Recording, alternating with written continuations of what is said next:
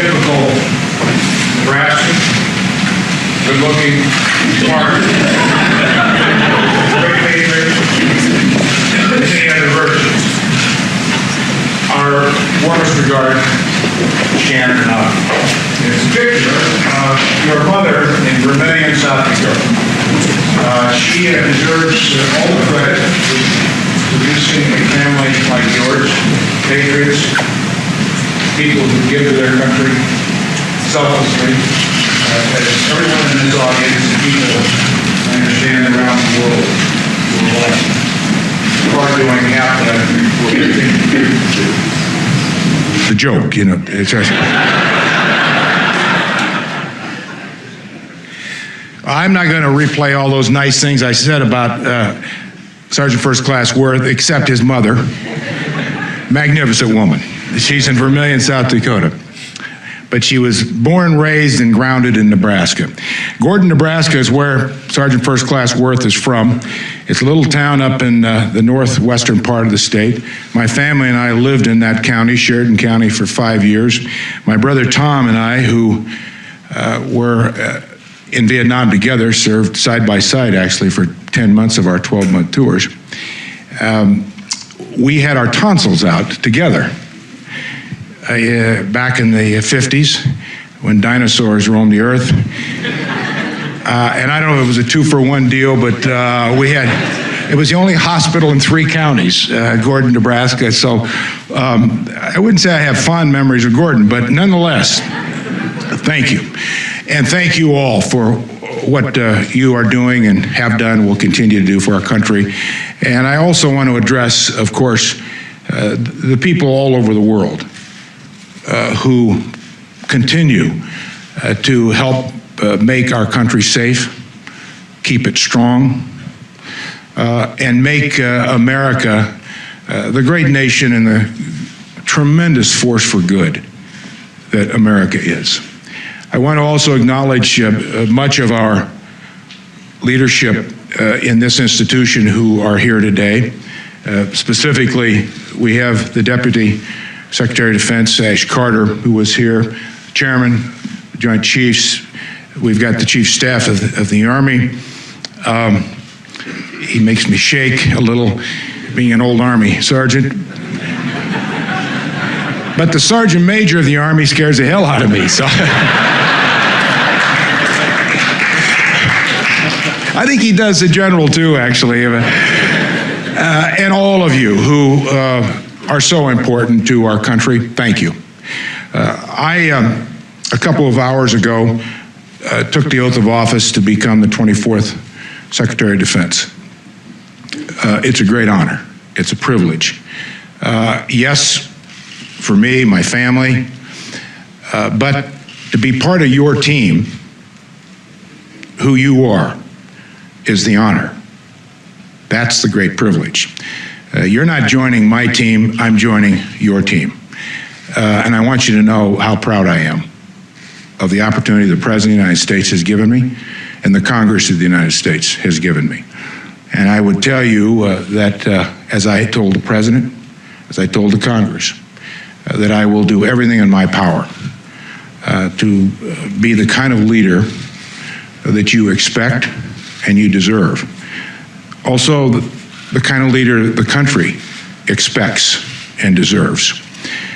We are living at a very defining time in the world. You all know that. It's a difficult time. It's a time of tremendous challenge, but there are opportunities, and I think it's important that we all stay focused, obviously, on our jobs, on our responsibilities, which are immense, but not lose sight of the possibilities for a better world. If there's one thing America has stood for more than any one thing, is that we are a force for good. We make mistakes. We've made mistakes. We'll continue to make mistakes. But we are a force for good. And we should never, ever forget that. And we should always keep that out in front as much as any one thing that drives us every day, as difficult as our jobs are. Budget, sequestration. I don't need to dwell on all the good news there. That's a reality. We need to figure this out. You are doing that. You have been doing that. We need to deal with this reality. We've got ahead of us a lot of challenges. They are going to define much of who we are. Not this institution only, but our country. What kind of a world our children are going to inherit? I mean, that's the big challenge that we have. That's the bigger picture of the objective for all of us. Yes, it's difficult, but it's also pretty special. I mean, when you think about generations, and how many generations have had an opportunity to be part of something great. As difficult as this is, with everything, challenges coming at us, different kinds of challenges, cyber issues, you know all of them. But we can really do something pretty special for our country.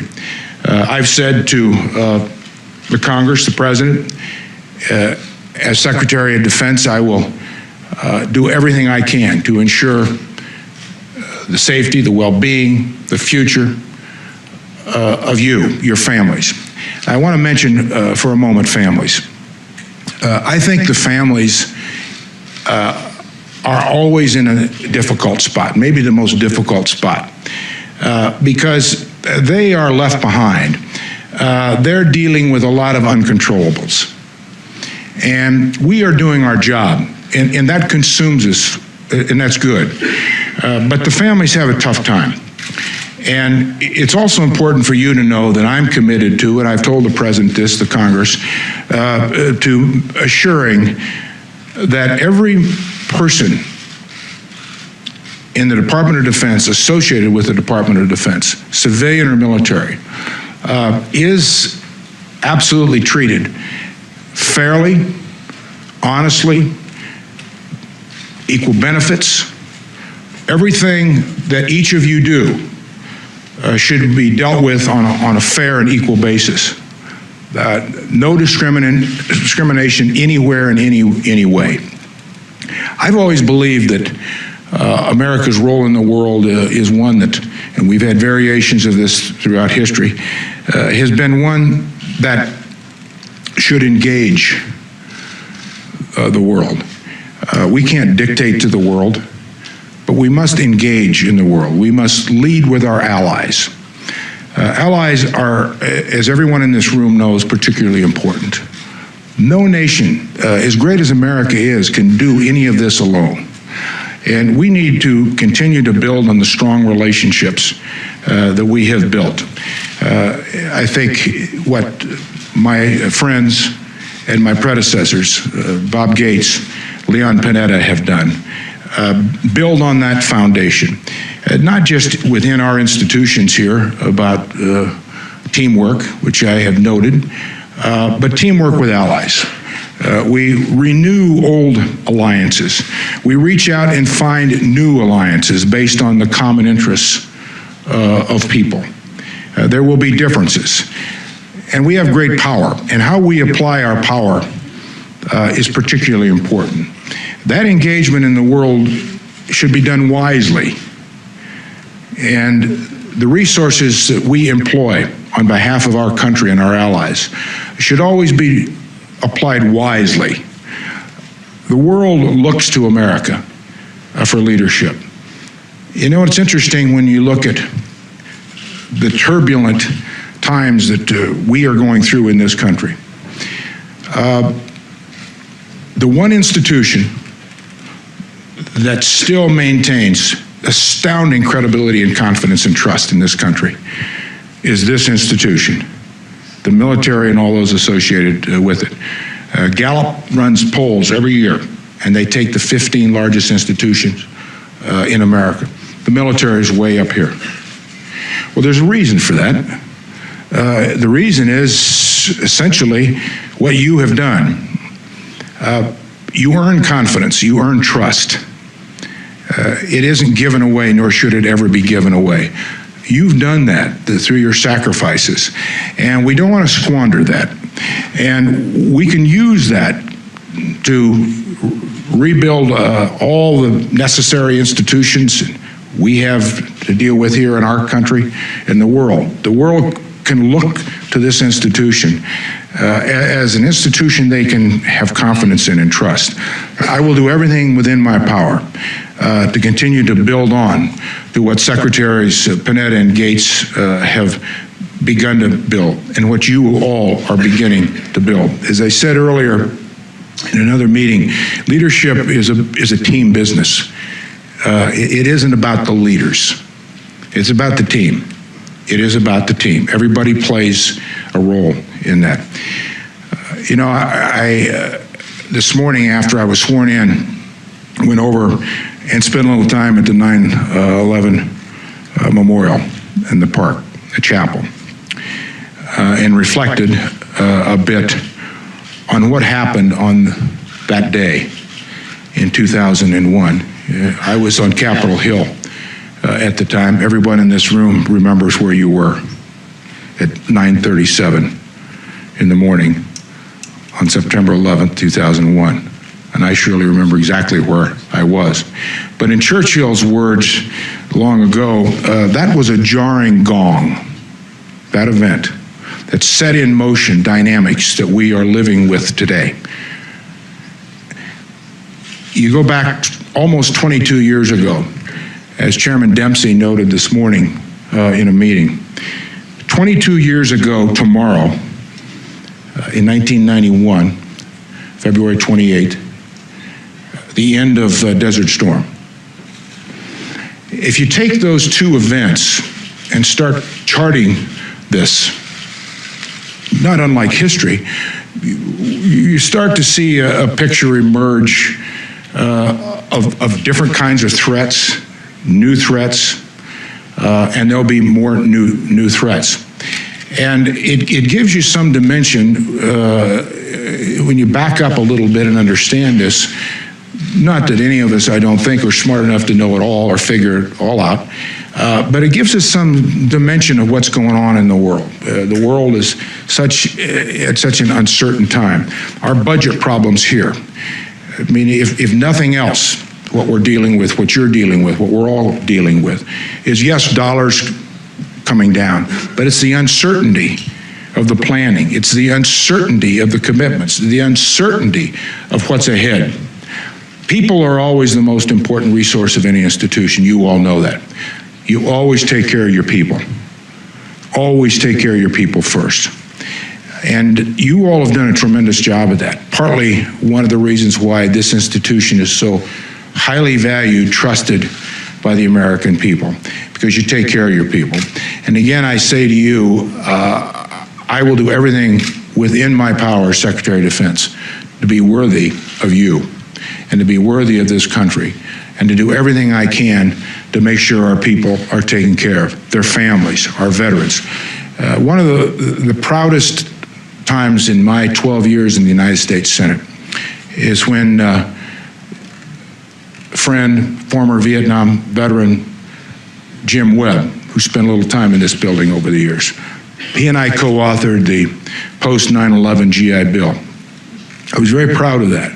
Having nothing to do with me, I was proud of that because we were able to get two World War II veterans, John Warner and Frank Lautenberg, Democrat, Republican, Jim Webb, Chuck Hagel, two Vietnam veterans, Democrat, Republican.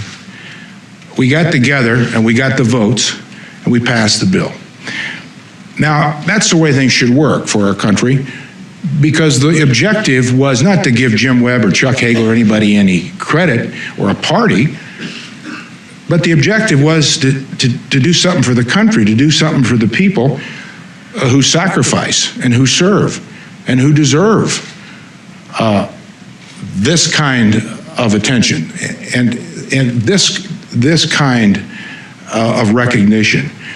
And I say that because much of my life has been about doing everything I could in some way to help veterans and their families, whether it was chairing the Agent Orange payment program or whatever it was. And I'm proud of that. I'm more proud of that than any businesses or anything else I've been involved in. And I'm proud of my background. I'm proud of my career, like you all are. but nothing makes me prouder, has ever made me prouder, than my association with the military and the veterans. Well, again, to you, each of you in this room, those of you who are watching this around the world, I say to you, thank you. Again, I say thank you to you for your service, your sacrifices, and I will do everything I can to be worthy of Sergeant First Class Worth and his family and everybody in this building. And I look forward to working with you. You'll always know that you have a Secretary of Defense that will deal straight with you.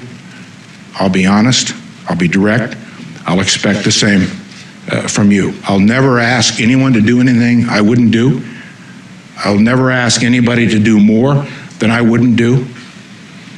That's the story of your lives. I wouldn't be worthy if that was not the case. Again, thank you for this tremendous opportunity. I'm very proud to be on your team. Now, I've got to go to work. Thank you.